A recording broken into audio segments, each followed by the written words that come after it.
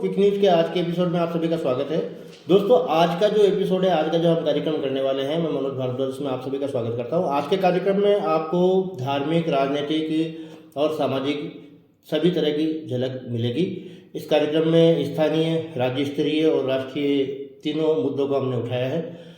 दोस्तों, स्थानीय मुद्दे की बात की जाए सबसे पहले तो आप सभी को मालूम है कि कुचामन सिटी में लगभग 3 साल से, लगभग 2-2.5 साल से एल&टी और रिडकोर द्वारा सीवरेज का कार्य किया जा रहा है। सीवरेज के खोलना और उसके बाद वहाँ पर सड़क का निर्माण करना, ये सारा कार्य इस कार्यक्रम में शामिल है।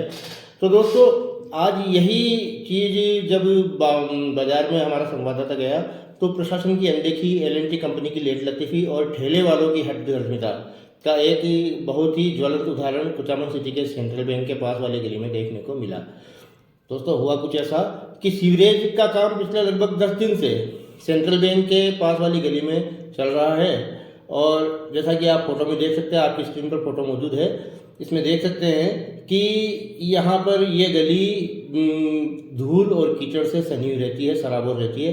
तो ऐसे में राहगीरों को जो पैदल चलते हैं उनको, खैर वहाँ दुपहिया वाहन और 4 पहिया वाहन निकालना तो वहाँ से असंभव है, रास्ता बंद कर रखा है। लेकिन यदि पैदल राहगीर भी वहाँ से निकलते हैं तो धूल और कीचड़ में से किस तरह निकला जाए, ये आप खुद समझ सकते हैं।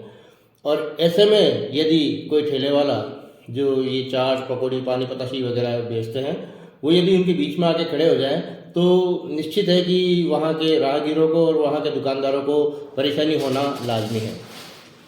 दोस्तों, हमारे संवाददाता को मिली जानकारी के अनुसार एल&टी कंपनी द्वारा जो ये ठेला खड़ा है, आप चित्र फोटो में आप देख सकते हैं, जो ठेला खड़ा है, इस ठेले वाले को 15,400 रुपये क्षतिपूर्ति के रूप में पहले ही दे दिए गए थे और उसको कह दिया गया था कि जब तक ये कार्य नहीं हो जाता है तब तक आप ही इस जगह पे खड़े नहीं रहेंगे।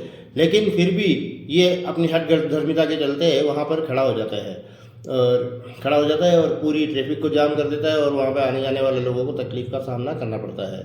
आसपास के व्यापारियों का कहना है कि इन पतासियों वालों के द्वारा अनावश्यक भीड़ इकट्ठी की जाती है, जिससे ट्रैफिक भी जाम हो जाता है और इन व्यापारियों के ग्राहक भी आगे निकल जाते हैं। दोस्तों, यदि इन ठेले वालों को ये व्यापारी, आसपास के व्यापारी समझाने जाते हैं तो ये झगड़े पर उतारू हो जाते हैं। दोस्तों, अभी कुछ दिन पहले ही नगर परिषद द्वारा हमने एक कार्यक्रम भी किया था उस पर, और उस कार्यक्रम को आपने अच्छा रिस्पॉन्स भी दिया था। दोस्तों, नगर परिषद द्वारा, यहाँ आयुक्त द्वारा कुचामन सिटी में एक अतिक्रमण हटाने की कार्रवाई की गई थी, लेकिन पूरे शहर में उस दिन तो, एक दिन तो 2-3 घंटे के लिए अतिक्रमण हटाने का असर दिखाई दिया, लेकिन वही वापस 2-3 घंटे के बाद उसी तरह से अतिक्रमण वापस होना शुरू हो गया और आज वो की वही स्थिति, ढाक के 3 पार वाली स्थिति कुचामन सिटी में देखने को मिल जाती है।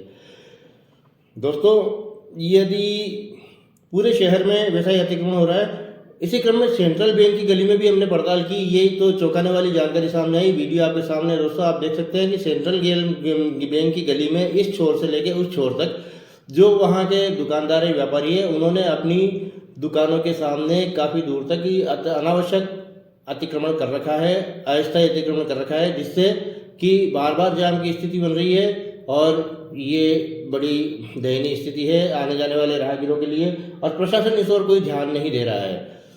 दोस्तों, ये तो हुई स्थानीय बात। दोस्तों, अब आगे बात करते हैं। अभी कुछ ही दिन पहले नागौर जिले में हमने देखा कि रिचपाल मिर्जा अपने पुत्र विजयपाल मिर्जा के साथ ही और परिवार के काफ़ी लोगों के साथ कांग्रेस को छोड़कर बीजेपी में शामिल हो गए थे।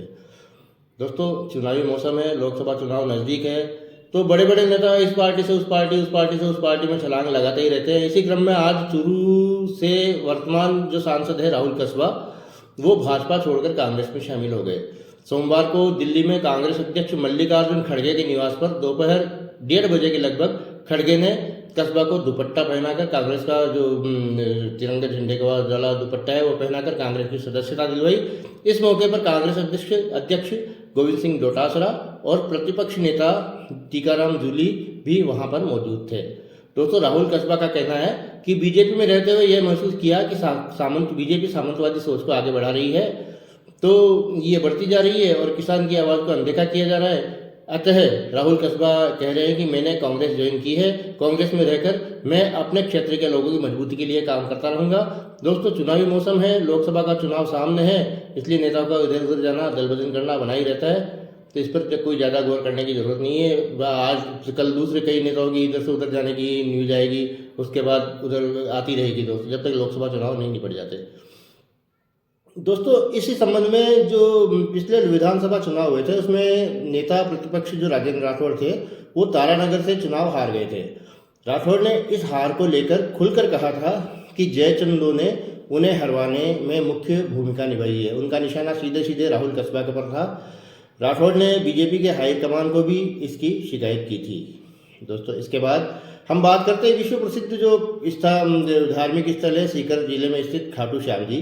खाटू श्याम जी का जो फागुन में लक्खी मेला लगता है उसकी शुरुआत आज हो चुकी है।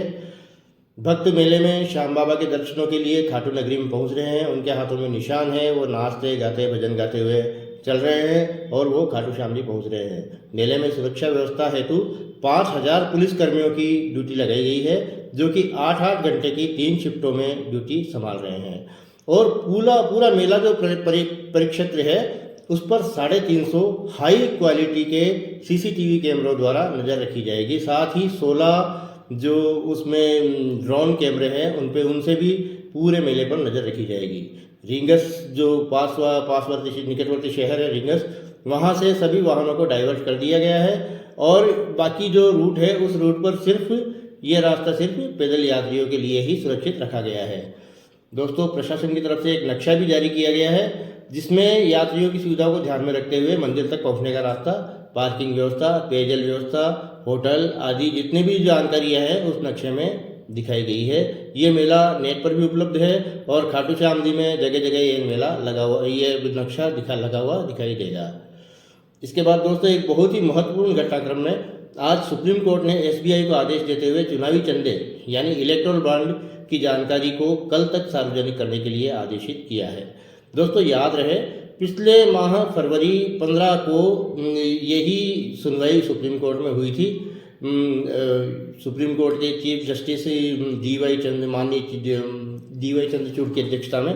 दोस्तों उस समय उन्होंने 3 मार्च तक ये जानकारी चुनाव आयोग को और सुप्रीम कोर्ट को पब्लिक डोमेन में रखने के लिए निर्देशित किया था, लेकिन सुप्रीम कोर्ट एसबीआई ने उस वक्त 30 जून तक का समय मांगते हुए कहा था कि इतनी जल्दी हम इस जानकारी को आप तक साझा नहीं कर सकते क्योंकि ये लंबी चौड़ी जानकारी है। तो दोस्तों सुप्रीम कोर्ट ने आज फिर इस बात पर सुनवाई की और वहाँ पर स्पष्ट उन्होंने कह दिया कि 3 महीने का समय तो क्या हम 3 घंटे का समय भी नहीं देंगे। डीवाई चंद्रचूड़ ने स्पष्ट रूप से कहा कि आपको ये जानकारी जल्दी से जल्दी कल तक यानी 12 मार्च तक आपको चुनाव आयोग को देनी है और चुनाव आयोग को निर्देशित कर दिया कि ये जानकारी 15 मार्च तक आप पब्लिक डोमेन में रखें और सुप्रीम कोर्ट को मुहैया कराएं। दोस्तों जस्टिस चंद्रचूड़ की अध्यक्षता वाली पीठ ने सीबीआई की इस याचिका को बिल्कुल खारिज कर दिया था जिसमें उन्होंने 30 जून तक का समय मांगा था और उन्होंने आज स्पष्ट रूप से कह दिया कि कल 12 मार्च तक आप इस बात को, इस जानकारी को पब्लिक डोमेन में सार्वजनिक रूप से रखें, अन्यथा आप पर सुप्रीम कोर्ट की अवमानना का केस चलाया जाएगा। दोस्तों मनोज भारद्वाज को दीजिए इजाज़त। नमस्कार।